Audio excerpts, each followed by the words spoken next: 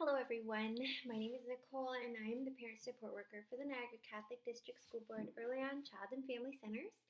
For those of you following these videos on our Facebook page, then welcome to our new branding. We are now calling our Parent Support Worker videos Parent and Caregiver Corner, and I'll be posting relevant posters to our Instagram as well on Wednesdays at 9 a.m. So we are very excited about this chapter. For those friends who are viewing this within our Love Builds Brain book club, then fear not, nothing is going to change for us.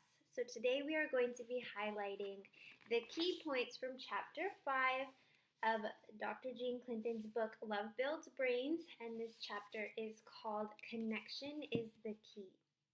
So in this chapter, Dr. Jean uses connection as a catalyst for many aspects of childhood development and or achievement. And within this chapter, she places utmost importance on early childhood education. So as I review the concepts within this chapter, there is a couple key quotes that I want you to remember. The first quote is that connecting with our children comes before correcting or directing them, as she argues that learning and connection are entirely intertwined. And the other quote I want you to consider is that the way we think about a child shapes the way that we feel about a child and leads to the way that we act towards a child.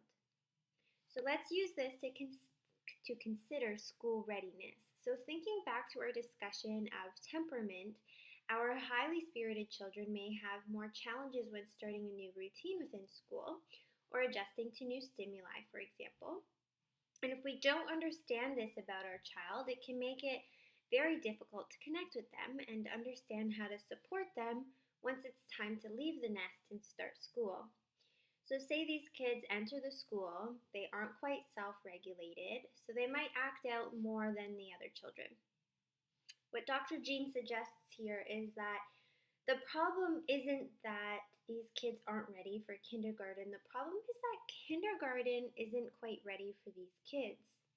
Our vision of childhood, whether we be early childhood educators or parents, needs to be that kids are going to do well if they can, and stress behavior is not misbehavior.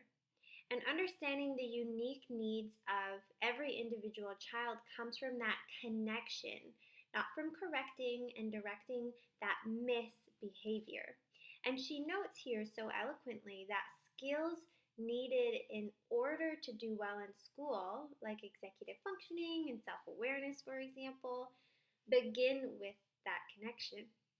So Dr. Jean reminds us that the child's social and emotional learning is a better predictor of future success than is their IQ, which only reinforces that we need to be sure the child feels like they belong and like they are cared for while we emphasize their social and emotional development. She argues that part of ensuring that sense of connection relies on the chance to play and focus on the child's ability to get along with others, to share, to have a sense of self, to have a sense of belonging. Remember, the way we think about the child shapes the way that we feel about them and then influences the way that we act toward them. So if we think the toddler will be most successful if they are already learning literacy and math before starting school, then we will think that they'll do better in life if we buy them the educational toys instead of the play toys. And then we'll spend our time directing them instead of connecting with them, right? So are you seeing this pattern? Are we letting our children learn about who they are through play, or are we focusing on helping them become who we want them to be?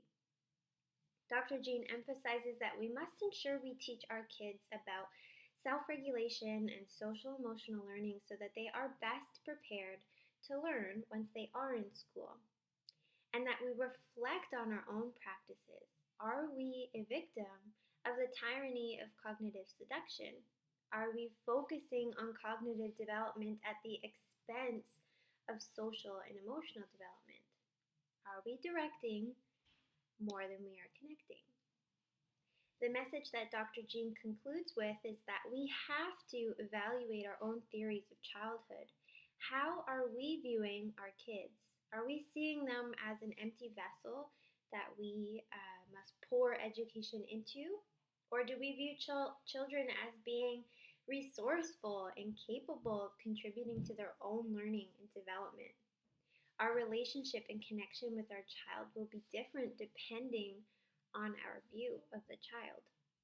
This means we have to reflect on our perspectives. If our child is unfocused during math lessons because he is spending all his time building blocks, is that a deficit on his ability to do math? Or is that a sign that he has great spatial awareness? You get to choose the way that you view your child. Or we have to start to challenge our assumption that, if our child always sleeps well in his car seat while mom drives, then I should be able to just put him to sleep in the car seat anywhere and anytime. Can we challenge that theory about our child and try something different if they appear to be in distress when we try that theory out? So Dr. Jean concludes with the following quote. When we intentionally connect with children and build relationship with them, it buffers their stress. Remember, stress behavior is not misbehavior, and we are then able to reframe and help them learn and grow. So the main message within this chapter, I think, is that we take a moment to reflect, not only on our idea of childhood, but on the ways in which we approach child rearing. Continue to ask yourself, am I directing and correcting more than I am connecting right now?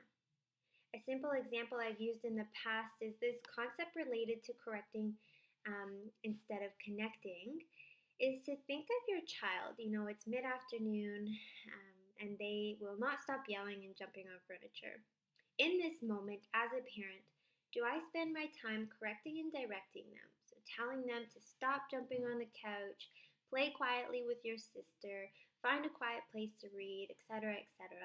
Or am I connecting with them to realize that they have a bunch of built-up energy because we haven't done anything active today? Am I viewing the behavior of jumping on the couch as a misbehavior or as a stress behavior from feeling cooped up inside? I invite you to think about these two main concepts throughout the week, and in future weeks, we'll consider the development of self-regulation more in depth. I look forward to seeing what you contribute to this week's content. If you are in the Love Builds Brains book club, if you are not, it's not too late to join. We will see you there. Take care. Have a great day.